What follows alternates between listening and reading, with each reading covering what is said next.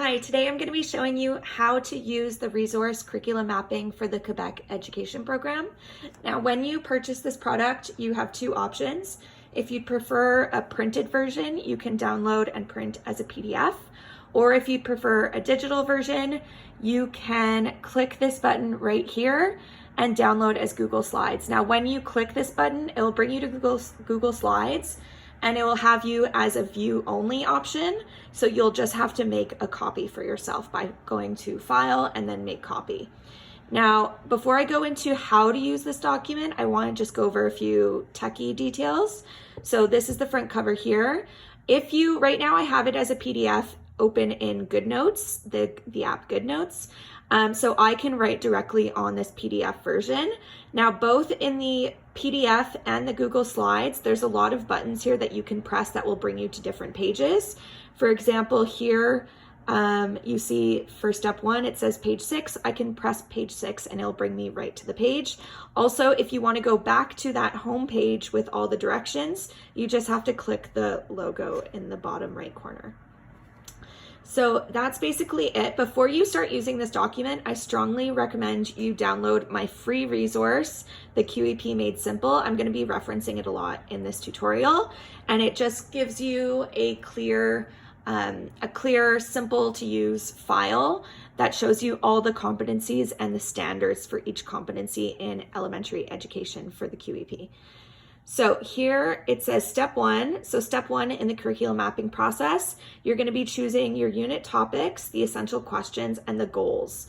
So I'm going to go to page 6, and it brings me to this page right here. So I've organized it so that there are 6 units in the school year. You might not use 6 units, but I feel like that's the most that you would be using in a school year. So you can always just use less of these boxes. So you have unit topic, essential questions, and goals. So you're going to do that for each of your units. When you have finished that, you're then going to be going to step 2. It says divide the standards for each competency on pages 7 to 10. So I'm going to click this right here.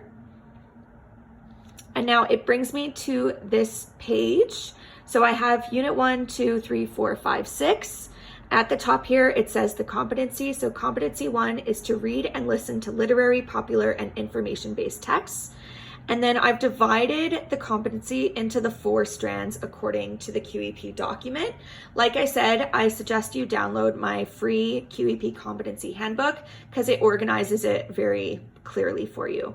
So what you're going to do is you're going to start planning what standards you're going to be focusing on in each unit.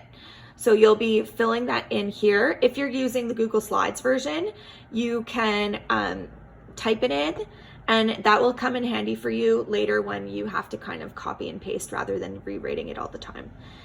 So once you've done that for all 6 units, this is competency 1, the next page is competency 2, 3, and 4. So then when you've done that for all 4 competencies, you can move on to the next step, which is step 3, make a unit overview using the standards selected for each unit. So I'm going to go to page 11 to show you what that looks like. Why isn't it going? There we go, page 11. So here is unit 1. So you're going to kind of have to go back and forth here. So it says competency 1. So this is all going to be for unit 1. So the first competency. So you're going to have to go back to this page and competency 1. And for unit 1, you're going to kind of have to either, if you're doing the paper version, rewrite the competencies you chose here, or you can copy and paste if you're using the Google Slides version. And then you would do the same thing for 2, 3, 4. So I like doing this. It is a bit tedious if you're rewriting it, but I like having this for each unit because it's a nice overview so I can see exactly what I have to be covering in this first unit. So you'll be doing that for all 6 units. When you have finished that, I'm going to go back to the home page. It says choose the task and assessments for each standard within each unit. So I'm going to go to a page to show you. Okay, so once I've chosen, for example, let's look at competency 1. Once I've filled in all the standards I'm going to be focusing on, I can then start writing, so here would be the standard. Then I would just start thinking about the description of the task. So what am I going to have students do in order to accomplish that standard? And then I start thinking of the assessment. So how am I going to assess them so that I know that they have met that standard? So this is probably the most time consuming because you really have to start thinking about the instruction. But once you have that, it is very clear. And what I like to do, why I like to rewrite the standard here, is I basically have my task almost worded the exact same as the standard. You're choosing the type of instruction, but the standard, basically the wording in the standard needs to be in that description of the task. So you're gonna do that for competency 1, 2, 3, and 4. Once you have done all of that, so then you have your, you know what competencies you're covering, what standards you're covering in each unit, and you have the instruction and the assessment. So now what you can start doing is,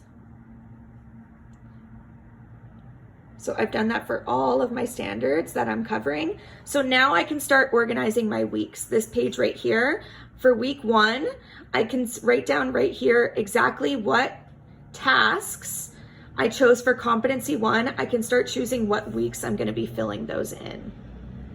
So once you have completed this for each unit, you pretty much have all your weeks organized. You're still going to have to go in and decide, you know, how you're going to differentiate, how much time you're going to need for each one.